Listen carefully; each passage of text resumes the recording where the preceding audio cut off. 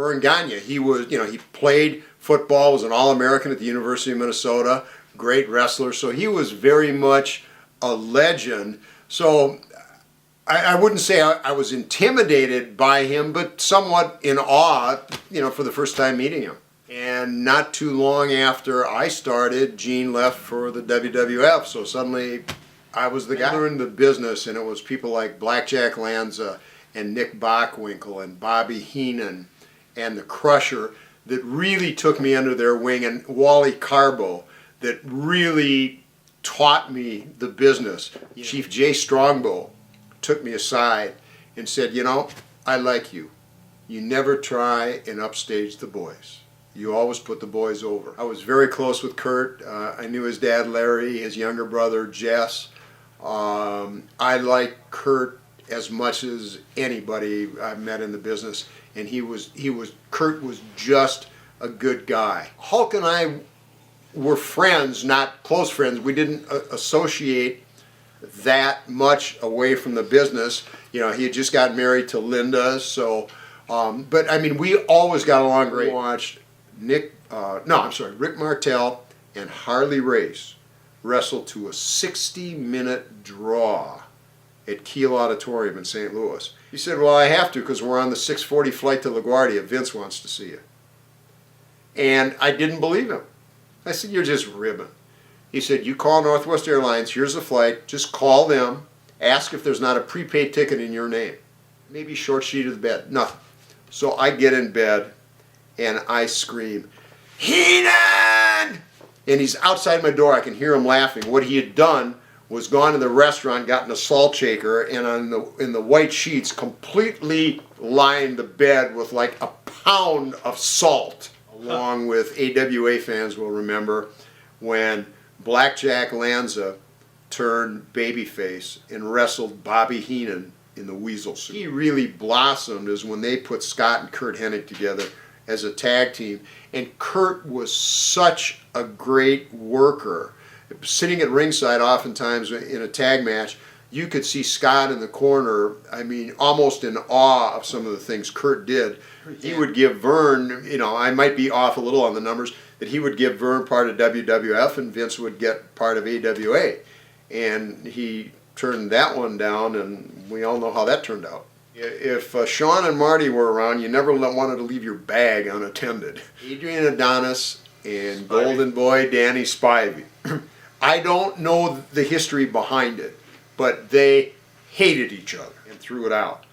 And it went back and continued in the locker room, and Danny beat up Adrian, and I think it was 3 to 6 weeks before Adrian could even work again. I can't remember all of them, but it started out, this is Ken Resnick, and I'm here to say we've got the greatest wrestlers in the AWA. What's up?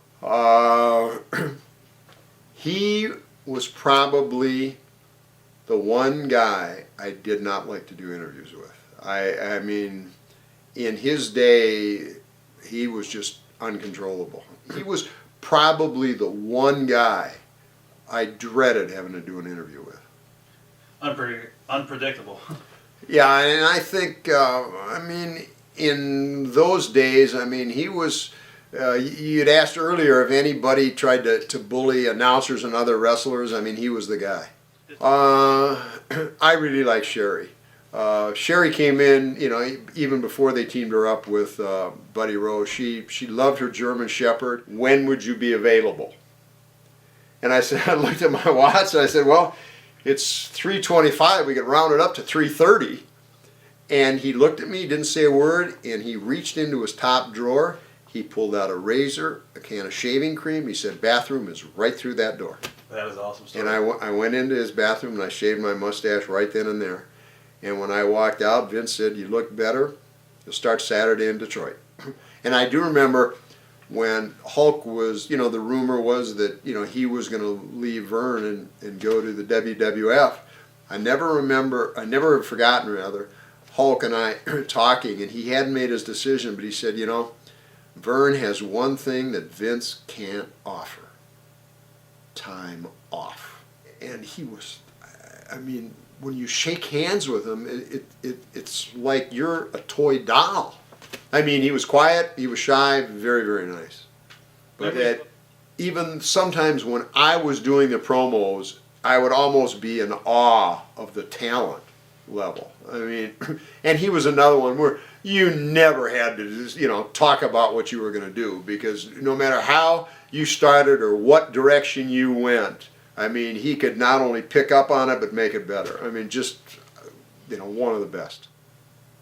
Davy Boy and Dynamite got me in trouble the only time.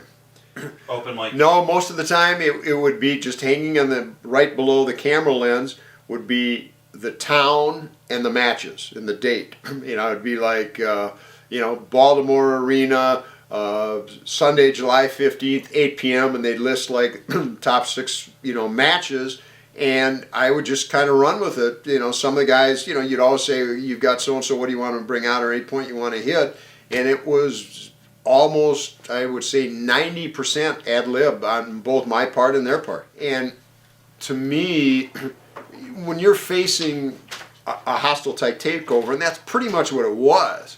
I mean, you want to circle your wagons, and Vern, tried to attack him on the East Coast where he had home field advantage. So it was sad because it was a really good, local territory. Did you ever think you would see the day when a 60-year-old trying to beat up a 50-year-old was on top?